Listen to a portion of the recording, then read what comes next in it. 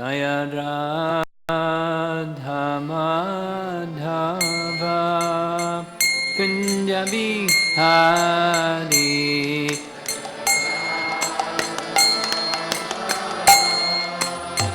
Kunja Bihari Jaya Radha Madhava Kunja Bihari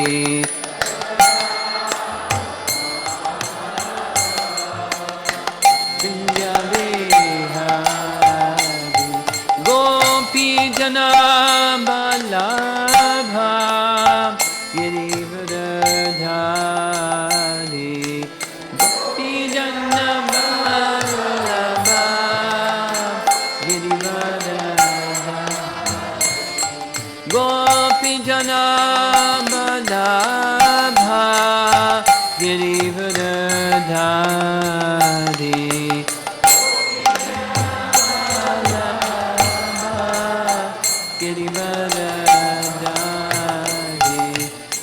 Jasodanandana Brajajanarandana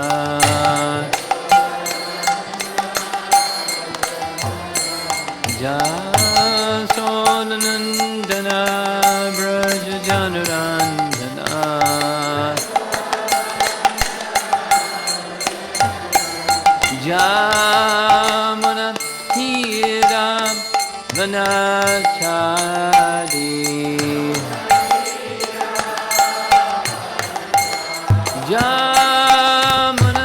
Jamanatira Vanachari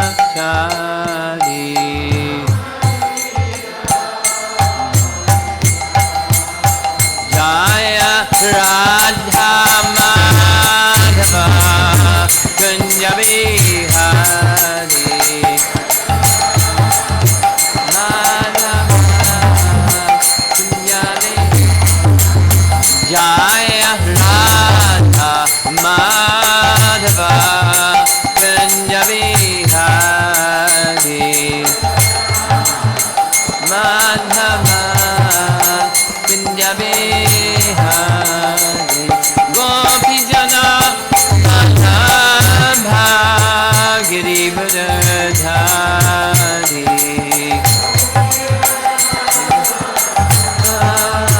Giri Vadadhari Gopi Jana Balabha Giri Vadadhari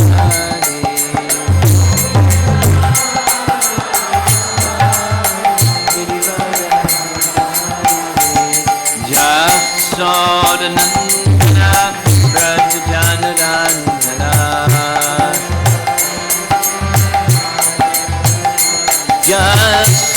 Jasodanandana Brajajanarandana Yamuna Thera Vanachari Yamuna Thera Vanachari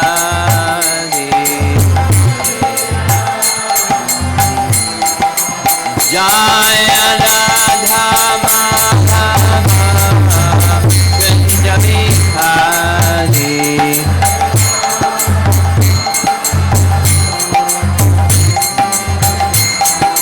Jaya Radha Madhava Kunja Bihari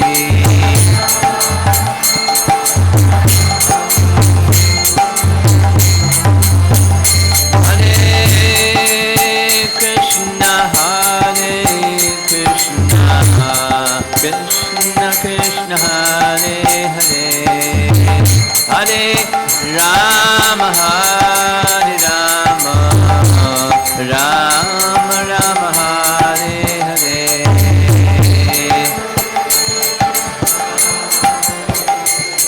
Krishna Krishna Hare Hare Hare Rama Hare Rama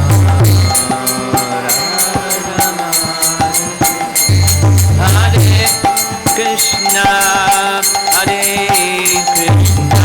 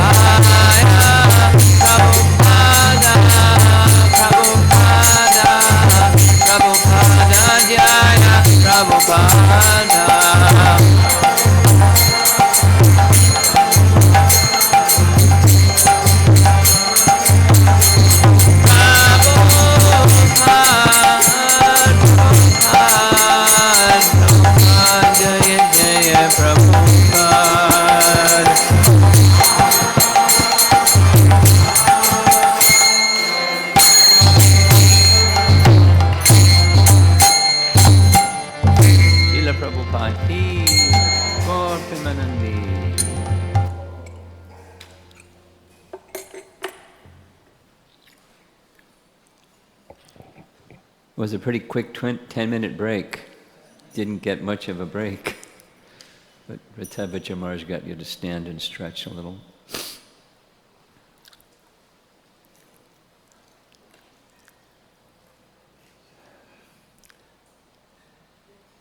This is part 2 of something we started in the morning. So just as a refresher, because it's good to review things.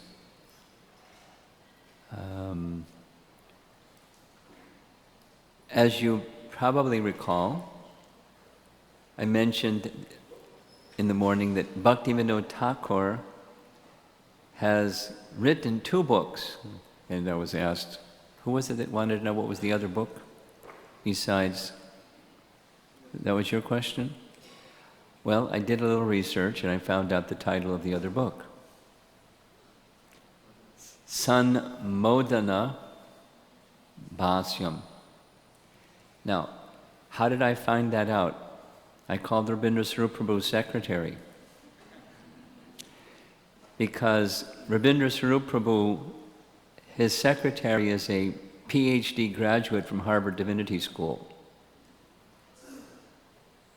And Shraddha Devi Dasi informed me very quickly, she and some others are working on a proper translation because she wrote, that there's something floating around ISKCON that's really not good quality, so don't bother until what she's working on with Pradumna Prabhu, Prabhupada disciple, Pandit Ji, Prabhupada called him, are making a proper translation of this Sanmodana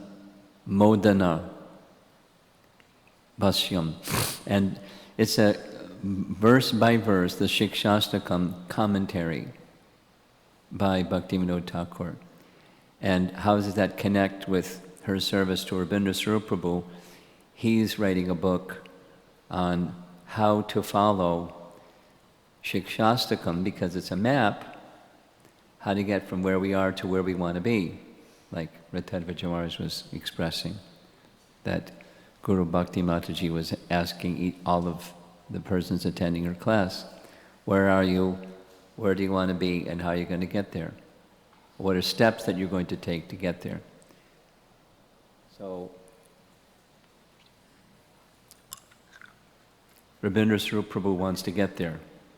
He wants to get to the final gift that the holy name can bestow. And that final gift is not just Prema Bhakti, but Braja Prema. That's the gift of Mahaprabhu. He came into this world to give. And the map of how to get there and the steps you need to take to get there, that's Shikshastaka. So we've been going through just the first of the 8 verses, because in that first verse, it's sutra-like, it's very packed.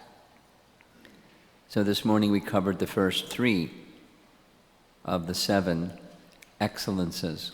This isn't corresponding to, by the way, Shikshastaka 5, Shikshastaka 3. It's another yardstick, another measurement. So, Chaitadarpana Marjanam, the cleansing of the heart of unwanted things, the dust accumulated for years together, the contaminated consciousness. I was thinking of this nice example.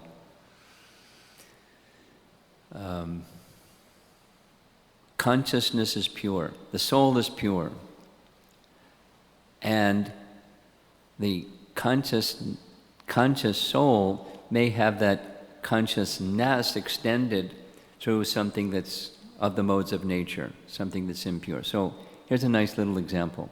Supposing you have a light bulb, and you paint the outside of the light bulb, or tint the glass on the outside of the light bulb pink. Then here's another one that's green, and there's another one that's blue, and there's another one that's red, and there's another one that's all the different colors. And so the filament inside the bulb, it's white light, but because it's passing through the bulb that's tinted a certain color, it looks like blue light, green light, red light, orange light, pink light, whatever it is. But the light is white. But similarly, this Chaita Darpana Marjanam is cleansing that tintedness, the influence of the modes of nature, guna, and our implication in previous karma activities, and the consequences of those, and the chanting of the holy name miraculously cleanses. That's the first one we discussed.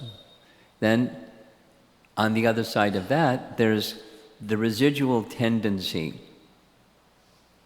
of being involved in the world with people that are still in a contaminated state, and or our own tendencies. There's one of the Chaturshloki verses, the fourth of the Chaturshloki verses. Who knows what that verse is? Raise your hand if you know what the verse is without blurting. Can you say it loud? She's a teacher of slokas to children.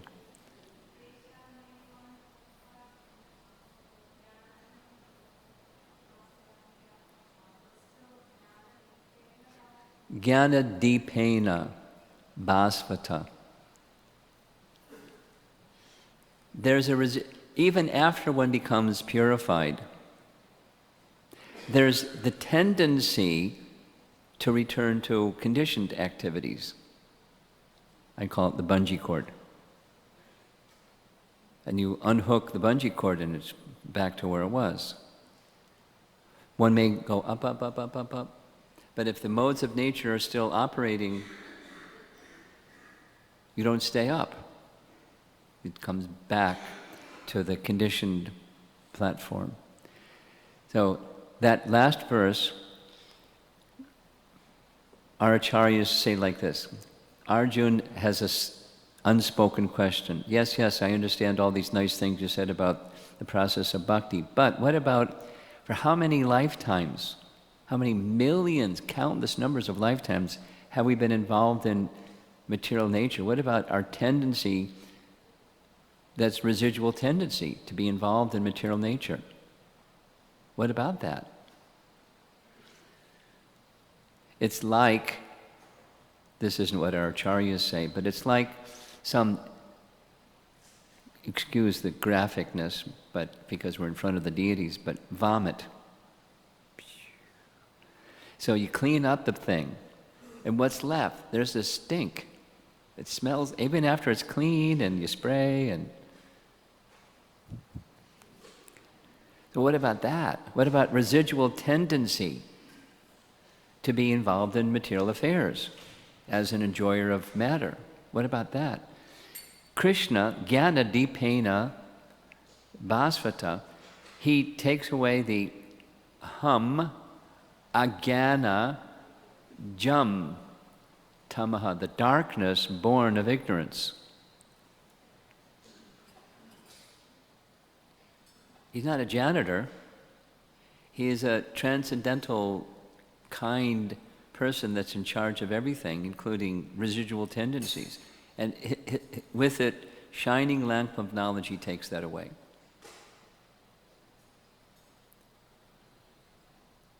That's Krishna.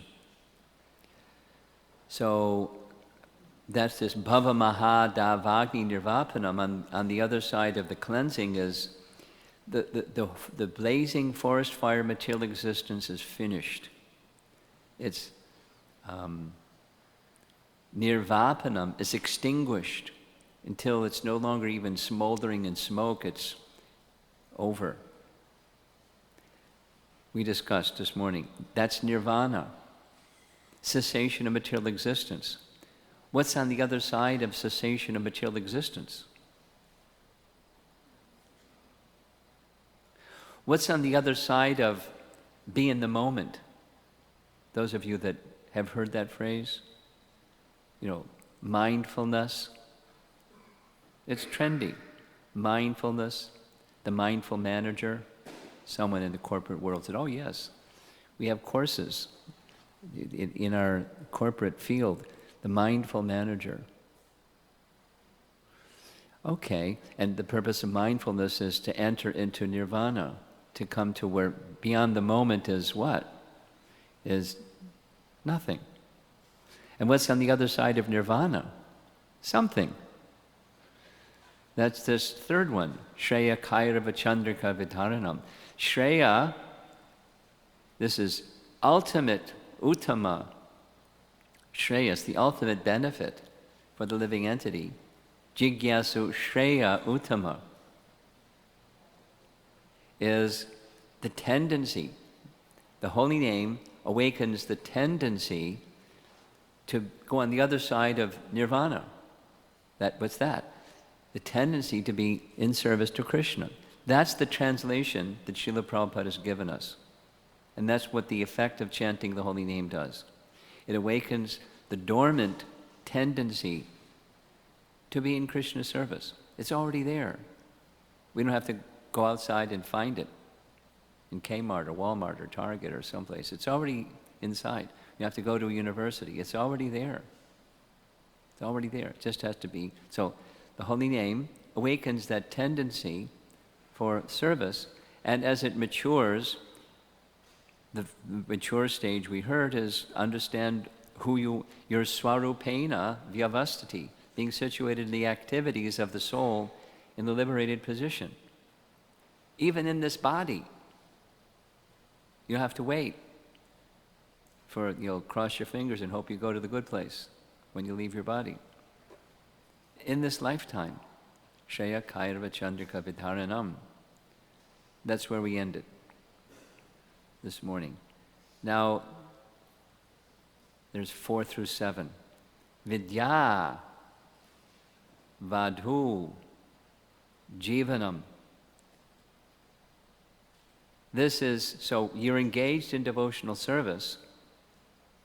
On the platform of the soul, you're using the body, you're using the mind, you're using the senses, the tongue is engaged, the eyes are engaged, the ears are engaged, the legs are engaged, just like Maharaja Ambarish.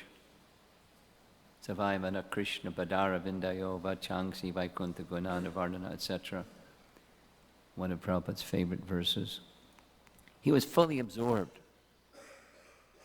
in devotional activity, starting with engaging the mind. So the Vidya Bhadra Jivanam is an expression of one of the ways to say.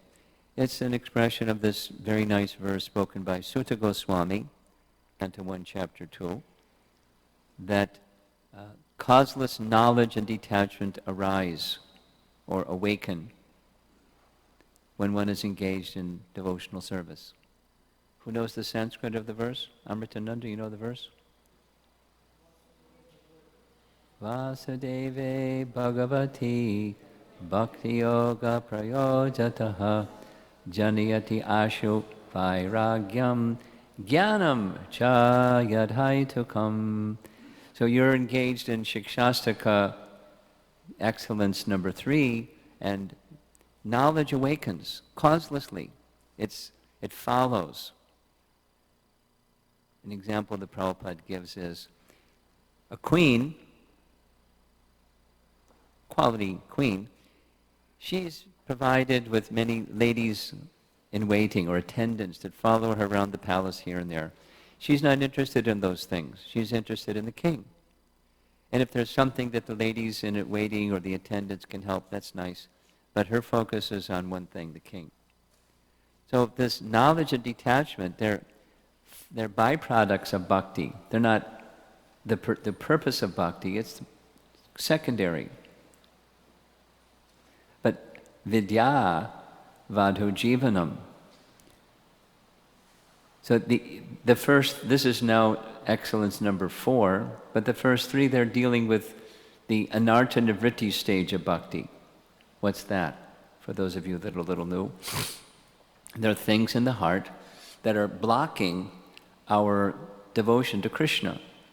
So those first 3 address them, particularly the third, the tendency for serving Krishna awakens and becomes strong.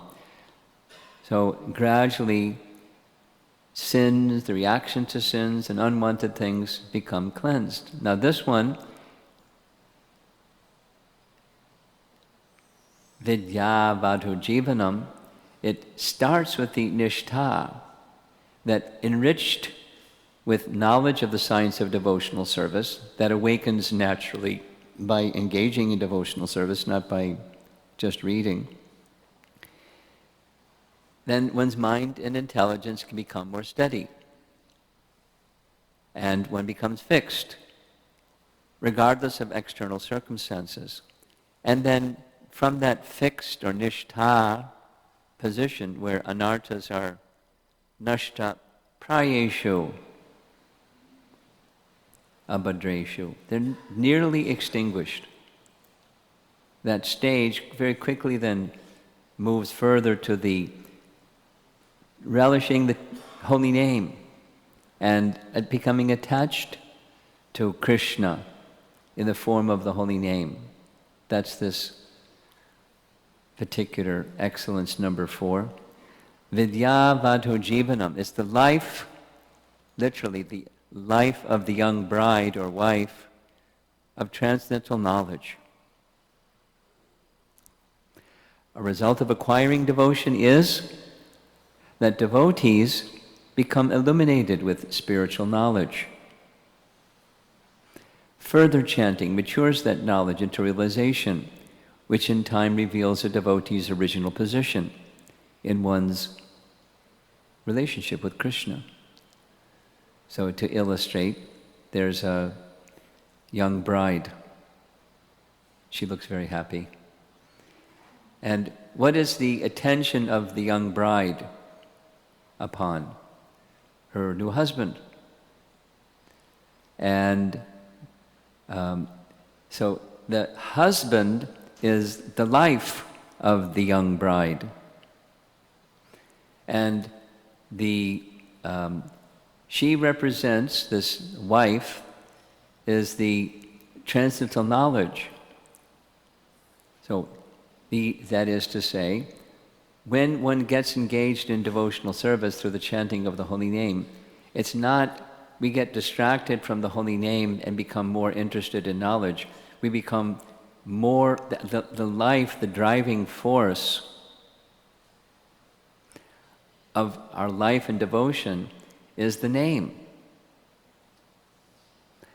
Because from the name comes devotional service, from devotional service comes knowledge and detachment. The life, the holy name is the life of this young bride of transcendental knowledge. Not the other way around. A nice example of this comes in the 4th canto. This is Narada Muni instructing King Prachinibari. And without all the detail of the storyline, the context, the king is a great king, but he's mixed. He comes from a line of great devotees, but this particular King Prachinibari has become unduly attached to fruitive activities. His sons are the prajetas. They become perfected souls. So Narada, while they're doing what Lord Shiva told them to do and meditating on the stotra of Lord Shiva, Narada goes to visit their father and gives him a long lesson about devotional service. And in the conclusion, this phrase, sa vidya tanmateryaya, Prabhupada's translation, our education should be such that we can become elevated in Krishna consciousness. Here's the Prabhupada's translation of that verse. Because of your foolishness, Narada speaking, you do not know that devotional service is the only way to please the Supreme Personality of Godhead. You cannot understand this fact. Your only activities should be those which can please the Personality of Godhead. Our education should be such that we can become elevated to Krishna consciousness, which is Vidya Bhadra Jivanam. The life of real knowledge or education is your mind is upon Krishna, and that's immediately fulfilled by chanting Hare Krishna directly, because of the previous excellences mentioned, starting with Chaita, Darpa, and Amarjana. In his purport to this verse, Prabhupada writes, devotional service focused exclusively on increasing our attachment to Krishna is the goal of education, as well as the force that drives us forward. Both the means and the end. What's the means and the end? Becoming attached to Krishna. How do you become attached to Krishna? You need some purification to the preliminary stages of chanting and other expressions of devotional service that come from chanting. But the life of all of that is the holy name. It gives us strength. It gives us purity. It gives us everything that we need to reach the goal. Same message, another context, is from the Atmarama verse. Those of you that are a little familiar with Chaitanya Mahaprabhu and Sarvabhauma Bhattacharya. Sarvabhauma Bhattacharya, Mr. Super Scholar, he wanted to help protect this 24-year-old, very beautifully featured sannyasi.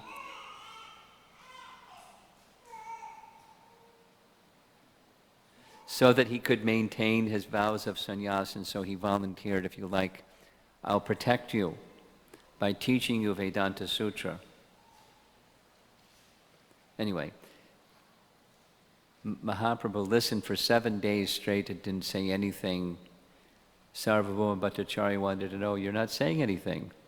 This is day number 8, you haven't said a word. I don't know if you're understanding or not understanding Vedanta Sutra. Mahaprabhu's reply is, I understand Vedanta Sutra very easily, but every word you speak makes it more covered. Really? So if you understand Vedanta Sutra, you explain. And in a few minutes, he explained Vedanta Sutra, and such a degree of clarity that Sarvabhauma was astonished. I never heard this explanation before. It's brilliant. Maybe you can explain the Abhirama verse, very famous verse in the Bhagavatam. And Mahaprabhu said, oh, you're very scholarly, I'm sure you can explain it. Yes, I can explain it. So he explained it in so many ways, and then he requested Mahaprabhu to explain it. Without repeating any of the 13 different ways, Mahaprabhu gave 64 different explanations. And in one of those explanations, and the Atma Rama, the soul that's fully satisfied, he explains in this verse from Chaitanya Charitamrita, with the exception of devotional service, all the methods of self-realization are like the nipples on the neck of a goat. There's a goat, and underneath his chin there's some little bags that are hanging, look like nipples. But there's no milk from those, they're just vestigial organs that don't deliver milk. Therefore, an intelligent person adopts only devotional service, giving up all other processes of self-realization. So it's a demonstration of bhakti that's become a little matured. Bhakti is the third. And now knowledge. Knowledge combined with that devotional service. You want to change the mic?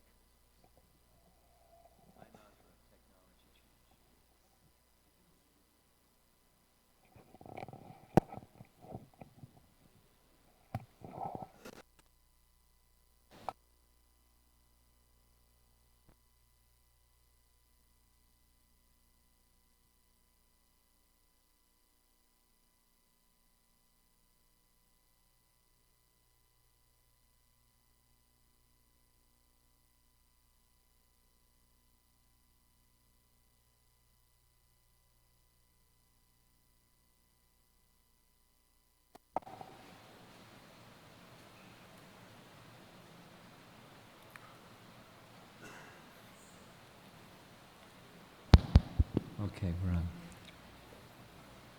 Haribol, everybody.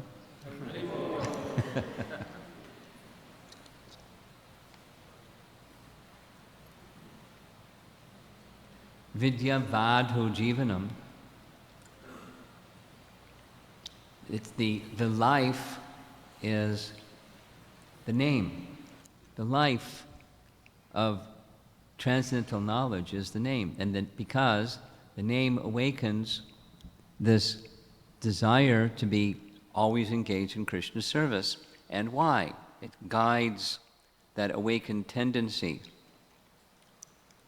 And other processes don't have that same. As we heard, this nice example in the morning session, that other processes, even in Satya Yuga, Jiva Goswami explains, it doesn't have the same capacity of awakening faith in taking shelter of the personality of Godhead. This past summer, there was a very interesting article in New York Times. A photojournalist spent a lot of time, I guess he got a commission to spend all this time, taking photographs of 108 leading yoga practitioners, all of whom saw yoga as not just something that they do to make a living, but it's an integral part of their spiritual journey. He selected 108, interviewed them, took photographs of them. Here's one fellow of the 108. Now, I know I can't do that. And I don't know if anybody here can do that. If you can, congratulations. But to do this, it's not just having a body that's supple or flexible. Certainly that's needed. But to get to there has to be a mind that's very, very concentrated. He's not just doing a handstand. He's holding that position for some time. And to do that, the mind has to be very fixed. If I had more time, I would share something. I just mentioned it. Pralandananda Swami is gifted in many ways. One of those ways, he has this amazing memory for slokas, like Dravida, but amazing memory. Another thing he's amazingly good at is astrology. Something else he's amazingly good at is yoga. He was visiting in New York one time. He had just been in London, and he was asked to evaluate teachers of yoga teachers who teach yoga teachers. Are they doing it right? Because there's different kinds of yoga out there. But so he had this regard amongst yoga teachers or teachers of yoga teachers. So he showed to me what he did to train them. And the short of it is, it has everything to do with the mind, without the detail. She demonstrated. Without fixing the mind, you can't be a yogi or a yoga teacher. And so this gentleman certainly has his mind fixed. But upon what is it fixed? It's not fixed where there's shelter in service to Krishna, no bhakti.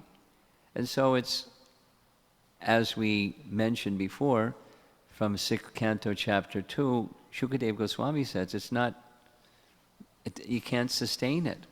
You may go up and be able to do one of these for some time and become a renowned yoga person.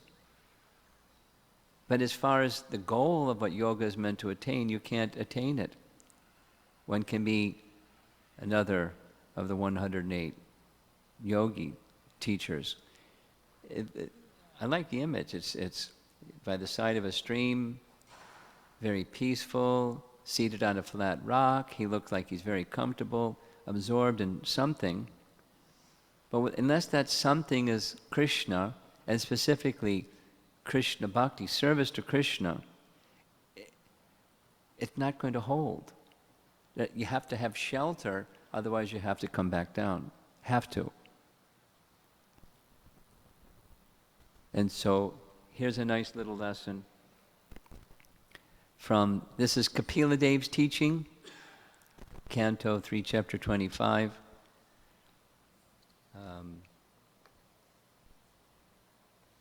Prabhupada's lecturing on the process of devotional service. He says, and this is the lecture, the simple thing is that you chant Hare Krishna. But if you think yourself as very learned, thoughtful man, and you want to understand through science and philosophy, all right, come on, we have got books. Learn it. 2 ways. We have 3 dozen books for you. You cannot finish it even in your whole life. Come on. Otherwise, if you're not so learned to read all these books, chant Hare Krishna, 2 things are there. Take advantage, any one of them, and be liberated. So because the message here is, the goal is fixing the mind on Krishna in devotion, in the desire to be in service to Krishna. And that life of transcendental knowledge is awakened or comes about as a result of devotional service as it matures. Vidya Bhadra Jivanam. Then Anandam Ambudhi Vardhanam. We know this word, Ananda. In ISKCON, we're very familiar with that word. And Ambudhi means ocean. And Vardhana means expanding or increasing. So this is now beyond the Nishtha and the Ruchi and the Asakti stage, so that comes the Bhava stage. Already, we're still in Shikshastika 1 and we're at the Bhava stage already. Pretty good. These are sutras that are explaining what the holy name does. This 5th excellence is one in which the waves of spiritual emotion splash within the devotee's melted heart. In that Bhava stage, it's not steady. There's this surge of some ecstatic emotion, like a wave, and it subsides. And then another surge of some ecstatic emotion. This is the Bhava stage where it's not yet fully matured. In this stage, this 5th excellence, the external circumstances aren't affecting you positively or negatively. It's not like you need facility X, Y, Z and then you can do your devotional service. Devotional service isn't dependent upon something external, nor inhibited by something external. Yenat ma suprasidati, you know that verse? Ahoitaki apratyata yayatma suprasidati. In that stage, the suprasana, the ecstasy, isn't dependent upon something that starts it and there's nothing that can stop it. And as it continues, this yet to mature Bhava stage comes into the mature Prema stage. So, Ambudhi, literally translated, means ocean. There's an ocean. And this Ananda Ambudhi is an ocean of Ananda. And Radharani is Ananda Chinmaya Rasa. She's the foundation of that Ananda, Ambudhi. So our acharyas help us understand in this way. We're marginal living entities, which means we're influenced by this or that. It's a very nice example where the river meets the riverbank. On one side is the river, and the other side is the riverbank, and that marginal position is where the river meets the riverbank. So where the two meet, which side is it? Is it this or that? Well, it's neither this nor that, it's marginal. Yes? That's us. We're marginal. And we're influenced by either this Maya Shakti, and there's the predominating personalities that oversee the modes of nature, but the medium is Maya, the illusory energy. And there's this nice description. I hope you don't mind a nice description. The connection between Yogamaya and Mahamaya. There's many, but here's one of many. It's taken directly from Narada Pancharatra, where there's a discussion between two very esteemed personalities, Shruti, personified, and Vidya, personified. Pretty elevated discussion.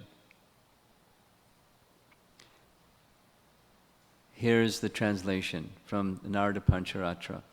The Lord's inferior potency, known as Durga, pictured here, is dedicated to His loving service. Being the Lord's potency, this inferior energy is non-different from Him. There is another superior potency whose form is on the same spiritual level as that of God Himself. Simply by scientifically understanding the supreme potency, one can immediately achieve the supreme soul of all souls, who is the Lord of all lords. There is no other process to achieve Him. That supreme potency of the Lord is known as Gokuleshwari. That's Radharani, the goddess of Gokula. Her nature is to be completely absorbed in love of God. And through her, one can easily obtain the primeval God, the Lord of all that be. This internal potency of the Lord has a covering potency, known as Mahamaya, who rules the material world.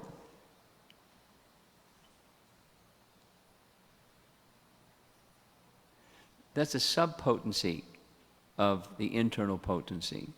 Or electricity can work to heat something or cool something. It's one energy. Prabhupada's example.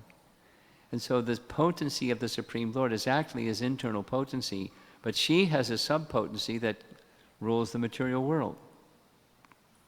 In fact, she bewilders the entire universe. And thus everyone within this universe falsely identifies himself with the material body. So, Vidya Bhadra Jivanam, Anandam Buddhivardhanam. When this mature stage comes,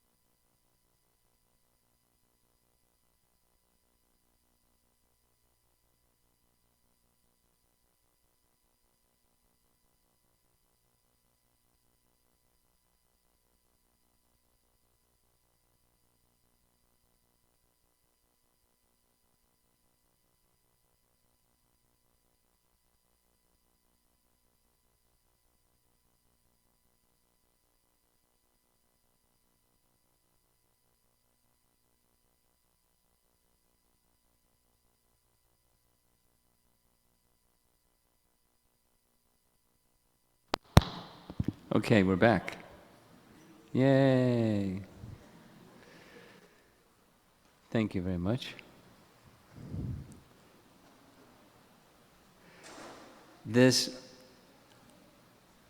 Ananda Ambudhi stage of experiencing devotional service to Krishna, it's a byproduct of the chanting of the holy name, and it brings us in direct contact with this internal potency, a fruit of which is the bhava stage, and that means we're in contact with Radharani. When we say, just here's an explanation of the same thing, saying the same thing in a different way. Bhakti Devi Ki Jai, we say in our Prema Dhwani prayers, right? Who's Bhakti Devi? Bhakti Devi is an expansion of Radharani. Radharani is the internal potency, or more specifically, the Ananda portion of Krishna's internal potency. And his internal potency is known by the name Yogamaya. This is an image of the deity of Yogamaya. Those of you who have been to Vrindavan, you'll recognize her, at Vangshivat. Who's been to Vangshivat in Vrindavan? Lots of hands going up. Vangshivat is one of the favorite places of Krishna's Rasa Leela pastimes. He played upon his flute, and the gopis came, and in honor of the pastime of Krishna enjoying rasa dance with the gopis, there's this deity of Yogamaya. Here's a close-up. Look how many arms she has. Looks like Durga, doesn't it? It's not Durga, it's the internal potency, and Durga is the reflection or the external expansion of the internal potency, the internal potency transformed.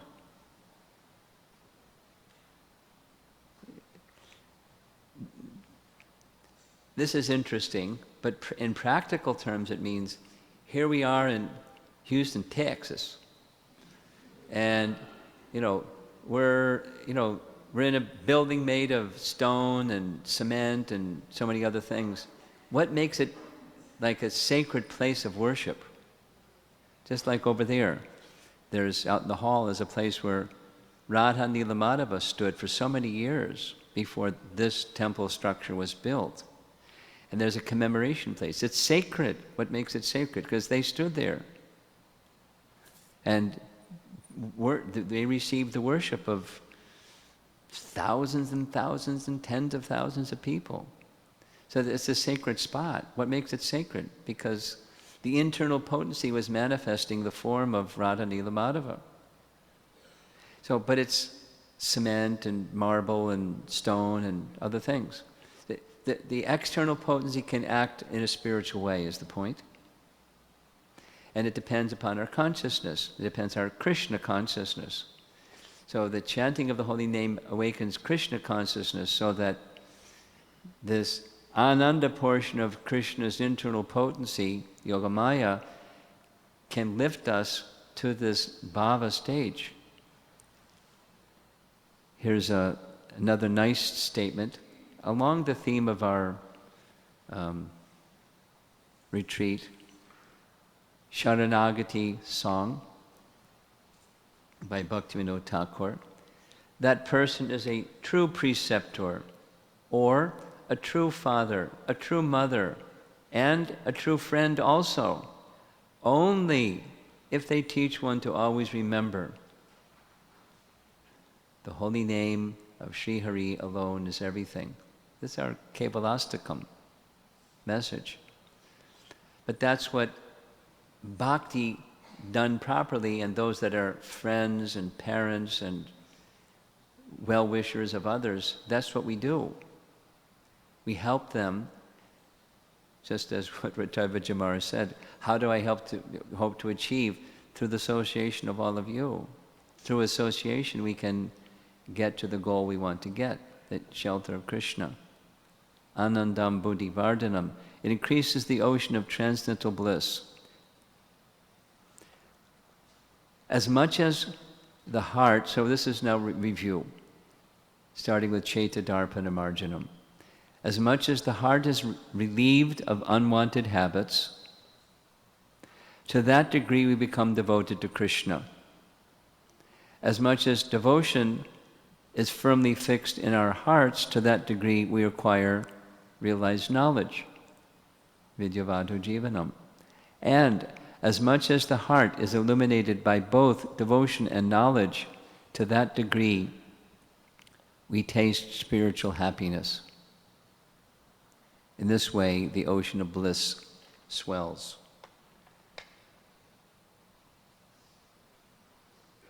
And we're almost at the conclusion. Excellence number 6, Pratipadam Pranamrita Asvadanam. Purna Amrita, the full nectar. There's this, in the Hare Krishna temple at the Sunday feast, there's always a beverage that we call nectar. It can be lemonade. You call it nectar. But really, Amrita is that by which one becomes deathless. It's the Amrita that the churning of the milk ocean was done in order to get this somarasa. And so the demons were very eager to get the somarasa because they wanted this immortality. But Mohini Murti was very clever. She gave it all to the demigods. So that's Amrita. And then there's Purna Amrita. Beyond Amrita is reinstating the soul in our eternal relationship in the spiritual world with Krishna. Purna Amrita. The chanting of the holy name brings one to that stage, the Prema stage.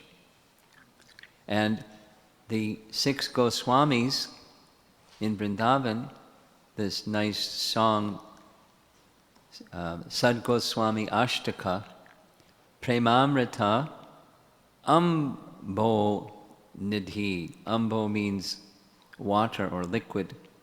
The 6 Goswamis, they were always immersed in this Prema Amrita Ambo Nidhi. Day and night.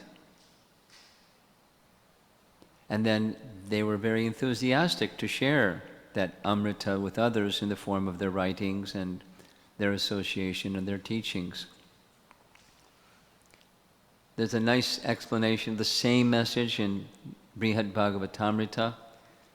The Vaikuntha Dutas, they're explaining to Gopakumar, dearer to the Lord than even his own beautiful form. His easily worshipped holy name benefits the entire world. Indeed, nothing is as full of nectar as the holy name of the Lord. Very nice. There's beautifully decorated. I was just appreciating Tamal Krishna Maharaj, seeing the deities once again. What a spiritual master Tamal Krishna Maharaj was. What a elevated Vaishnava he was. He visioned all of this, including the features of the deity, the size of the deity, how Nilamadava's head is tilted slightly, and everything. Those of you that know him, you know that he was very detailed. And Giriraj and the whole, what a wonderful. And according to the Vaikuntha Dutas, as much Amrita as we see in the form of Radha Nilamadava, the holy name, is even more full, and thus particularly easily worshipped. Any one of us, unqualified, qualified, whatever your background is, chant. So merciful. This Prema stage, just winding up here, Rupa Goswami describes it in 2 different places. One is, those of you that know Nectar of Devotion, there's 6 chapter 1, 6 characteristics of devotional service.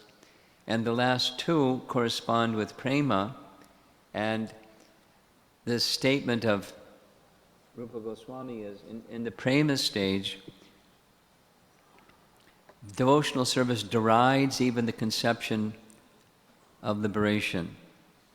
Here's quoting directly from Nectar Devotion. If Brahmananda, or the happiness of becoming one with the Supreme, is multiplied 1 trillion-fold, it still cannot compare to an atomic fraction of the happiness derived from the ocean of transcendental devotional service. And it goes on, there's more. More than an ocean compared to the hoofprint of water in a calf. Brahmananda, that's this, beyond nirvana is Brahmananda, and beyond Brahmananda is bhakti. Purna Amrita experience, for which the soul is always hankering.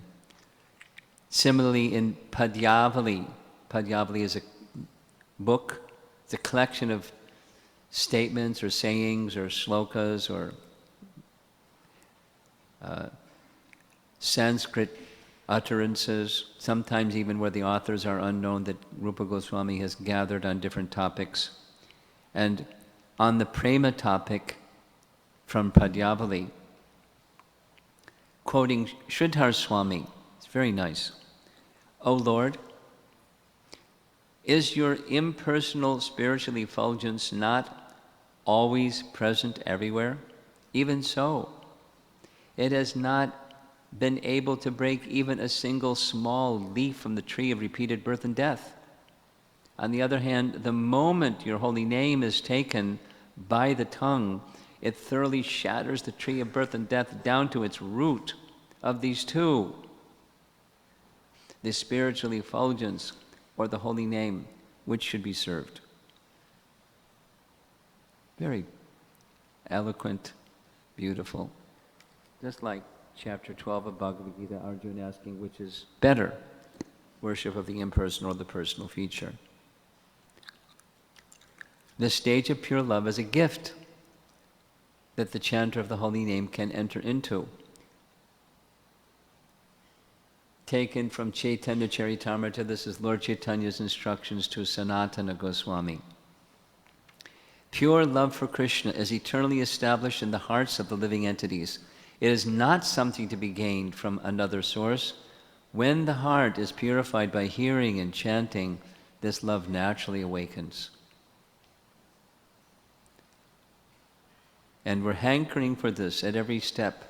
Prati padam. If we perform Nam Sankirtan with love, we will see Krishna, either internally or externally, at every step. That's in the mature stage. So here's a summary. And it enables us to fully taste the nectar for which we are always anxious. When devotees finally achieve the perfection of chanting, they taste the full nectar of loving devotion to Krishna, a nectar that makes the bliss of liberation seem insignificant. And then the final is kind of like a summation of all the other ones wrapped up, just like the first one. The final one, Sarva Atma Snapanam. Snapanam means bathing. Atma Snapanam is bathing of the self. And Sarva Atma Snapanam this is meant for everybody. It gives a cooling effect to everyone. Chanting frees conditioned souls of the illusion of identifying themselves with their body and mind, and establishes them in the cleansed and cooling reality that they are eternal spiritual entities. Prabhupada looks very happy, yes? And seeing the happiness of Prabhupada, Nanda Kumar looks very happy too. The happiness of the devotee is seeing Srila Prabhupada very happy, and Prabhupada was very happy to see his devotees, followers, and disciples engaged in chanting the holy name, just as we're gathered together. We're all taking time. We're all busy. I really don't know anybody that's not busy. Some people are more busy, and some people are more busy than more busy, but we're all busy. I was trying to get through to Guru Bhakti yesterday, and she was busy at the hospital. Somehow I got her when she was finished at the hospital. But, you know, busy, busy. And here she is sitting with us, helping us to enter more deeply into the holy name. So, in association with one another, we're taking this time to Sarvatma Snapanam, Param Vijayate Shri Krishna Sankirtanam. The congregational chanting of the holy name achieves all these things.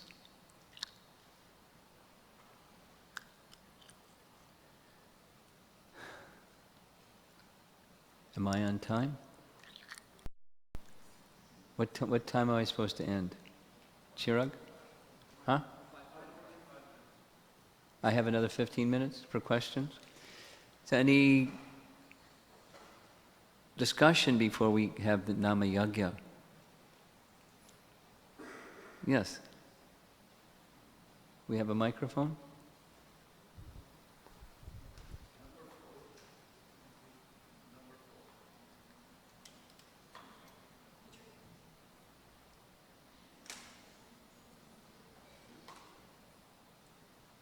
Put your hand up again. I just wanted to point out that during Kartik, we always repeat the Damodar Astakam. Yeah, Damodarastakam, right. You like it? Very multiplied, Yes. and it said, The microphone isn't on for some reason, Chirag. Can you help him? Speak directly. Ah.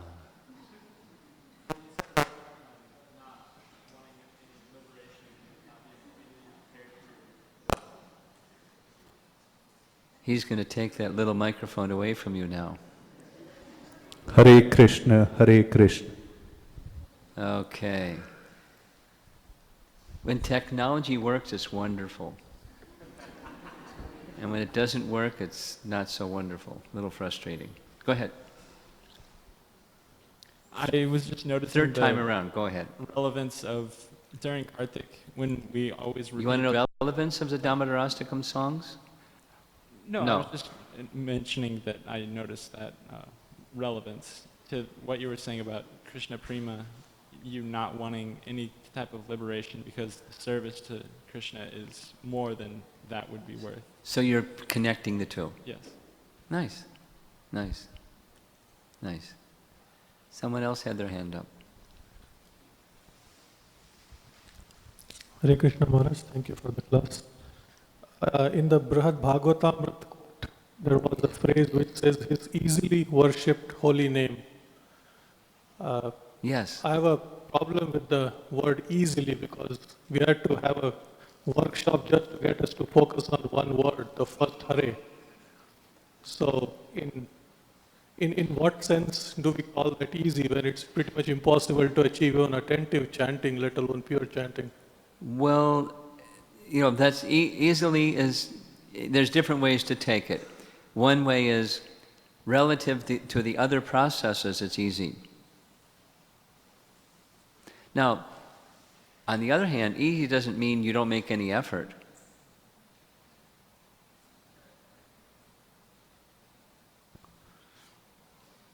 Digesting your food, we don't have to even think about it. We just, if your digestion is proper, you just chew your food well. That's the main requirement. And food digests. It's easy. But you make some effort. You have to put something in your mouth and chew your food well. So there's some effort. So easily can mean different things depending. So it's the merciful nature of the holy name makes it easy. There's the Krishna factor along with whatever effort that we may be making to be attentive. and with faith that helps the attentiveness. Is that? Yeah. Here comes microphone number 3. Let's see what happens. Number 1. Well, as the last point, Sarvatma Snapanam, does that fit in the Shraddha to Prem scheme, or is that? My understanding is probably off, but my understanding is it's kind of like a summation. Sarvatma Snapanam, the Snapanam, the soul becomes all around cleansed. Kind of like putting the bow on top of the ribbon, on top of the package. It's just a decoration as opposed to the Prema stage, Sarvatma Snapanam. Because the previous one is the Prema stage, and prior to that is the Bhava stage. It's a summation, kind of a message. That it's all inclusive. It's for everyone. It includes everything, and it's for everyone. Very broad summation. He's going to take the microphone from you again. Oh, you got one. Okay. Maharaja, I would like to ask this about when someone makes an effort to get to the stage of Anandam Abhudi, right? My question is, are they out of the woods in terms of Your question is, say it slower. When someone makes an attempt to get to this Anandam Abhudi, Okay. Are they out of the wood in terms of not doing any anarthas? Well, I'm not sure. I'm not sure what your question is. Say it again in different language. When they get to the stage of ocean of bliss, The aspiration, if I've understood your question, because it's the microphone is breaking up again. Hare Krishna, Hare Microphone Krishna, number Hare 5. Krishna. Hare Krishna, Hare Krishna. So, we're not aspiring for Ananda, we're aspiring for Krishna's service. Yeah. And to the degree that our aspiration is Krishna should be pleased, then Krishna is pleased by that offering of love, and that is the happiness, the ananda of the devotee. It's Krishna's happiness. The happiness of love is the happiness of the beloved. So we don't aspire for the Ananda Ambudi phase or stage. We aspire for Krishna's happiness, that's all.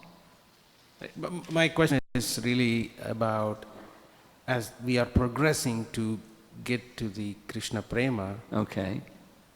when we make this attempt and when we are at this stage of realizing this transcendental bliss, are we out of the woods in terms of Yes. making any anarthas? So are we clear? So at that Yes. stage, any devotee would not make any anarthas? Yes.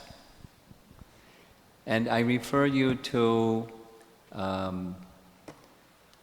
Madhurya Kandambani, chapter 3, I believe it is, where there's this description of complete, absolute, so forth and so forth and so on. And it's at the Prema stage that there's no turning back. You know, one of these, favorite Hare Krishna questions, I call it the Stump the Swami question. How is it that Jad Bharat got to the Bhava stage and he fell? You know that one? You know that one. You never heard that one? Jad Bharat, Bharat Maharaj got to the Bhava stage and he fell. How's that? Would you like to know Jiva Goswami's answer? Here we go. That's when Vidya Bhadra Jivanam. So Jiva Goswami gives the verse that says an unfulfilled desire was manifest in the form of this deer. And then he explains it's not, so when prarabdha karma comes, that's not for someone who's engaged in bhakti. There's no prarabdha karma. Therefore, he is inductive. Therefore, it's some offense in his previous life, an anartha that he was carrying from his previous life, that when the deer manifest, he consciously chose to slacken bhakti due to that anartha from the past. Point being, anarthas are very powerful. They're very difficult to overcome once they're there. Very difficult to overcome, even in the stage of bhava. So now, back to your question. In the prema stage, are we clear? And the answer is yes.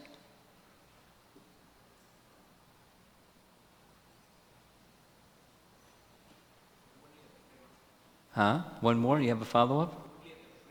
At the prema stage. Now, generally speaking, nashtaprayeshu abhadreshu nityam bhagavata sevaya. When one comes to the nishtha stage, bhakti is so strong, even there's some impurities of the heart, bhakti overwhelms them. But is it possible? Yes, it's possible. They can become stronger than and eclipse the bhakti, at least for some time, as happened with Bharat Maharaj. Not long, but long enough that he died thinking of the deer and became a deer and then became Jad Bharat and perfected. Bhakti didn't get lost, just got eclipsed by that anartha. It's in Bhakti Sandarbha, he explains. So, yes, at the prema stage, it's clear. But you'll find it referenced in chapter 3, Madhurya Kandamani, a detailed breakdown. Okay, we have one more question over here, and then we're going to stop. Which one works? You forget.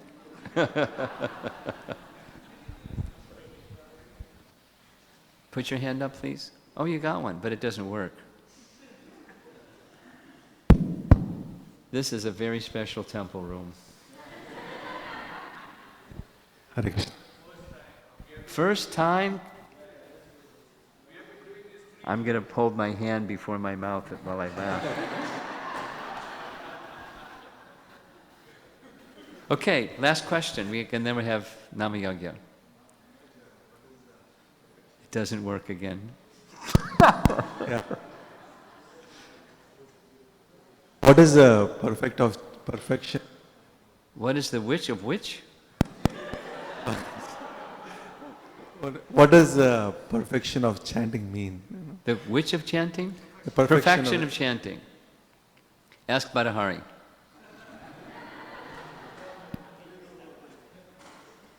What is the perfection of... he stepped out. He heard your question coming. So,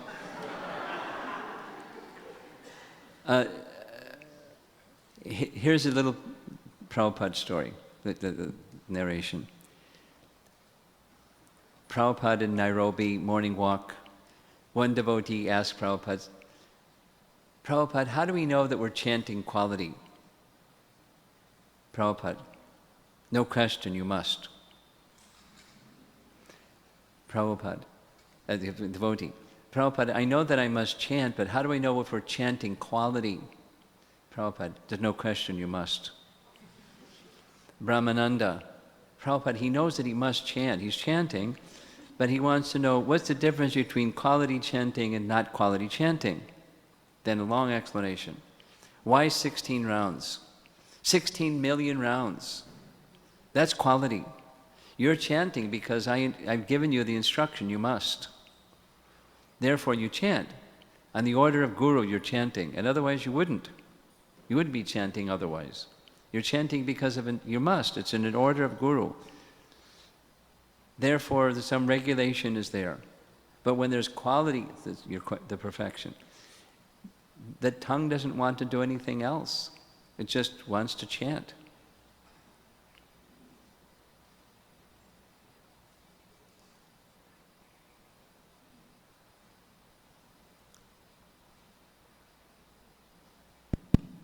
Means that we will will desire to chant incessantly, not stop. And chanting, by the way, I said it before, I'm happy to say it again. It doesn't just mean, musical or japa.